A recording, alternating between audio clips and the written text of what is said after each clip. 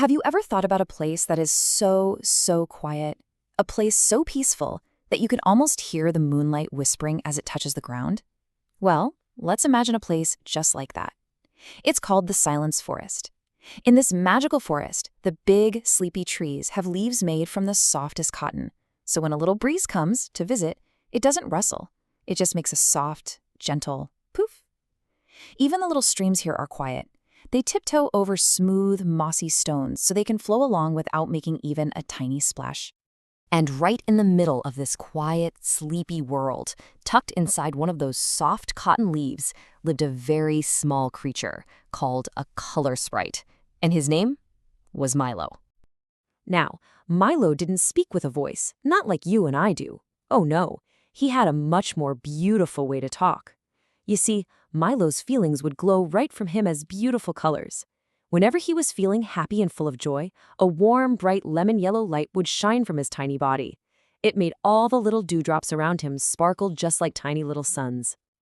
And if he saw a new flower opening up for the first time, and he felt curious, little spots of sky blue would start to swirl all around him, just like little wandering clouds.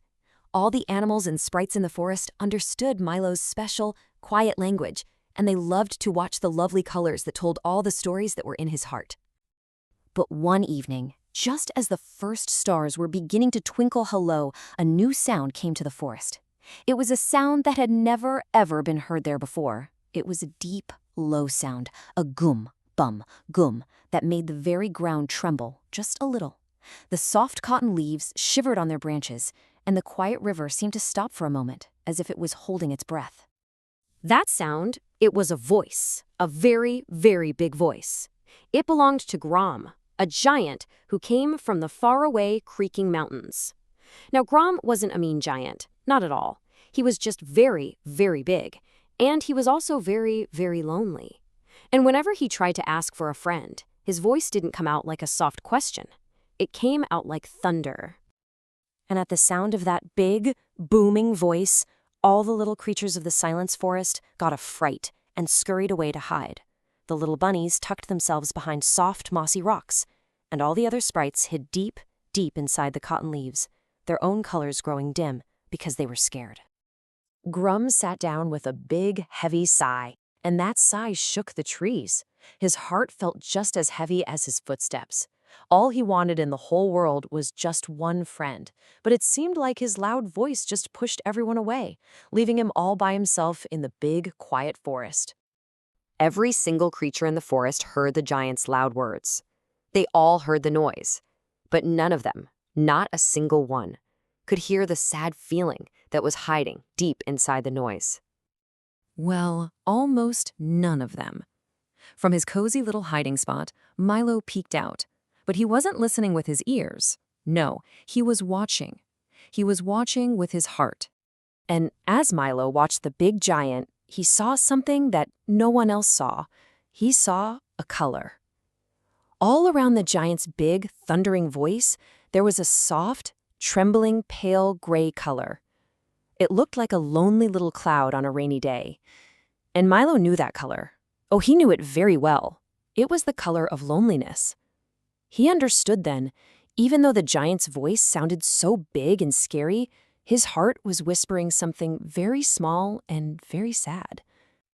Milo knew right then that sometimes to really understand someone, you have to look for the quiet feelings hidden inside the loudest sounds. And so, taking a tiny, brave breath, the little color sprite stepped out from his hiding place and started to walk right toward the giant. He walked until he was standing right at the bottom of the giant's enormous foot. And first, Milo glowed with a steady, brave orange light. That color said, "I am not afraid of you."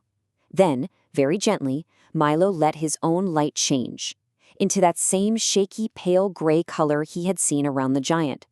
His color was softly saying, "I see that you're sad. I understand."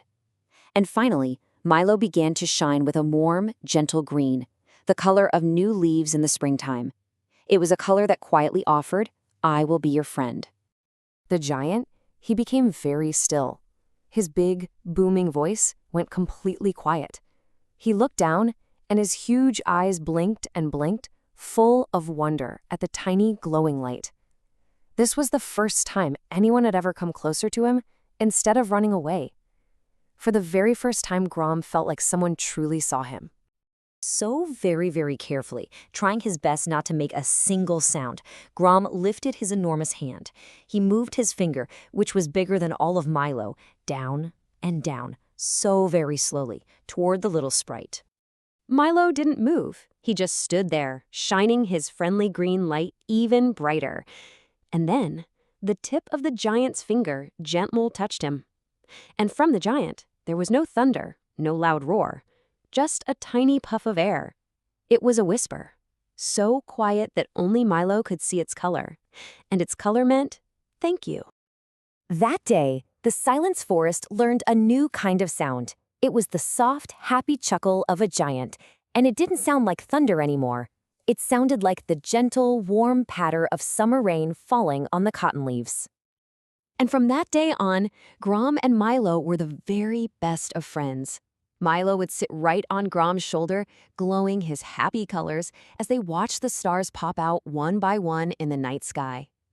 Milo taught Grom that you don't always need a loud voice to be heard, and Grom taught Milo that even inside the biggest, loudest sounds, you can sometimes find the quietest, kindest hearts. And now it's time for you to go to sleep. So close your eyes, little one, and maybe, in your dreams tonight, you'll see all the beautiful, silent colors. The colors that teach us how to listen, not just with our ears, but with our whole hearts. Good night.